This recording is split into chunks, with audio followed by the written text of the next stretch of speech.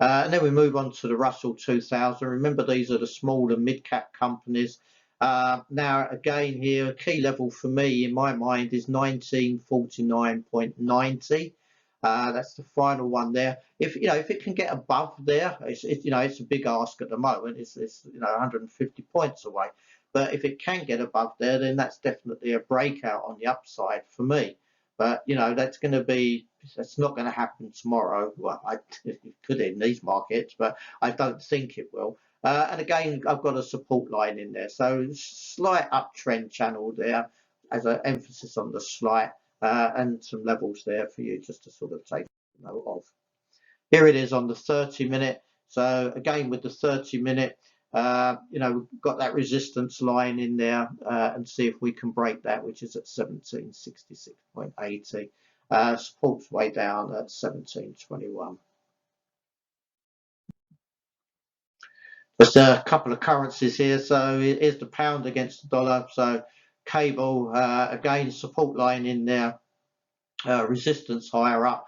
They're quite wide, so they're not really sort of showing too much at the moment. It's sort of mid, as I say, I just think that the pound's holding up quite well. Yeah, there's a little bit of dollar profit taking, slight weakness, but it's for me the pound's sort of performing sort of better definitely than I would have expected. Whether it can stay up here, I'm just not sure. I just think there's too many negatives in the UK at the moment. And I live here, so I know what I'm talking about. Now, okay, so on the 30-minute, I've left the pivot points on there because, as you can see, it just ranged between them on Friday. So the pivot point is the solid blue line, and then R1, which is the first resistance level. It managed to sort of pop through there, but again, it's one of those false breakouts almost. It managed to get through, but it closed below it, and then the market from there, because of that rejection, took prices lower for the rest of the day. Here's the euro against the dollar. Again, not a great performance, but not a terrible performance last week from the euro. And I've managed to again identify sort of a very slight downtrend in there, but also there's a support level as well. So, they'll come into play tomorrow. It's just a matter of which way it's going to go. And here's the 30-minute. So again, we've got that channel. They're closing in just slightly, but some nice levels to work off there. They're a bit tighter, so we can see where the market's going to open and where the trend's going to start the week. We can't leave Bitcoin out at the moment, can we? Again, it looked as though it was all doom and gloom, which it definitely isn't great when you look at where it's been last year and where it is now. It's down, I think, it's something like 54%. But when we look at it, it has started to consolidate. Again, it's been very loosely tracking stocks, so that's probably brought some of the buyers into the market as well. Although miners have been selling, and people, they need to raise money. Crypto's just going to be that little bit of a luxury that they possibly can't afford at the moment. Not when they've got to buy food and petrol and such like. So we can expect, of course it can have its rallies, and hopefully it will. But there's going to be some sellers around for sure. So this is the Bitcoin on the 30-minute. Again, I've got the pivot points on this one. So as you can see, it tried testing R1 a few times on Friday, popped through, didn't really have that much success. Closed below Friday evening, but it's still over 21,000. Let's hope it can sort of hold these levels and then just take some positives from somewhere. There's not too many at the moment. I must say though, Binance is going to do a fee holiday. They're not going to charge fees for people that want to trade Bitcoin. So again, that put massive pressure on the likes of Coinbase and some of the others, with their stock prices dropping dramatically because of that. Here's what I was talking about, following the stock. So I'm using the NASDAQ here. So the NASDAQ's in the black, the Bitcoin's in the red. It's a loose correlation. It's not a perfect correlation. So, don't just take everything as it's got to do this, it's got to do that. The markets haven't got to do anything if they don't want to. They rule themselves for sure. Moving on to gold. So gold had a bit of a sell-off, and it was ranging during the week. It was a $35 range, so it was quite a healthy range. But saying that, if risk comes back on, I wouldn't expect to see gold rally for the moment. If stocks start to look vulnerable again, then I would expect gold. So, but because you've got that risk off, risk on scenario.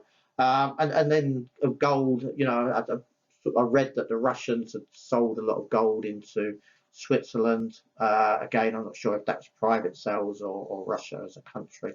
But, these things happen. I think it was over 3 tons as well. And here we are on the 30-minute. Again, the pivot points are on there. It tried to break through 2 or 3 times through the pivot itself, failed to do that. But again, as I say, it's just ranging at the moment. It's just waiting for some idea of direction of where to go. It's not sure for the moment. And finally, oil. I must admit, I trade more oil at the moment probably than anything. The volatility, and I used to be a market maker for the oil exchanges, so I'm pretty close to oil from that point of view. And I would say that when we're looking at it, it's looking as though it wants to break out. It's still got a bit further to go, but it's steadied towards the end of the week. Again, sort of quite a big range for the week.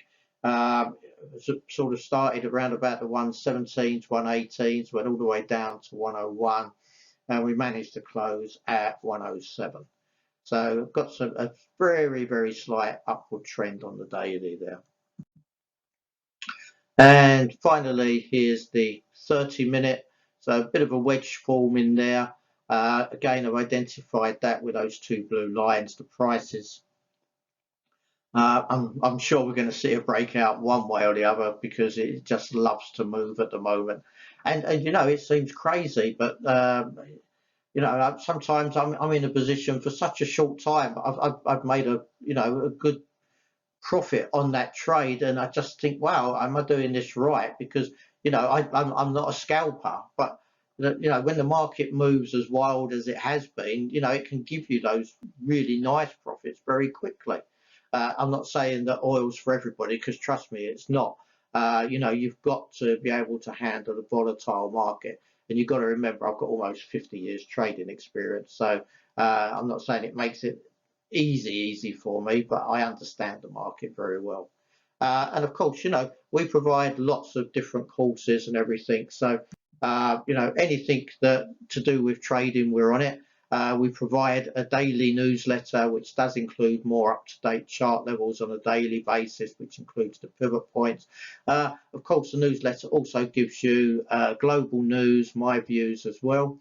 And I do 1-day workshops on all different sort of topics around trading, courses. So 1-week courses, I can take anyone pretty much from zero to being able to be confident with understanding the basics of trading and being able to make some of those good quality decisions all with 1 week. And then for those that really want that deep understanding and want to turn trading into a career, we've got 4-week masterclasses. You don't have to take all those 4 weeks at one go, though. You can spread them out. Also, trader mentoring for those of you that are already trading but want to improve. I can improve anybody. I've got no doubts about that whatsoever. We consult to lots of companies, lots of exchanges, lots of brokers. We also provide educational content to some of them as well.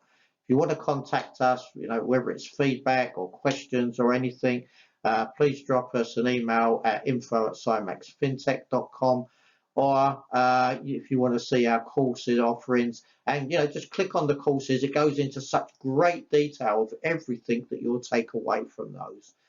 It's very, very meticulously laid out. So that's our style.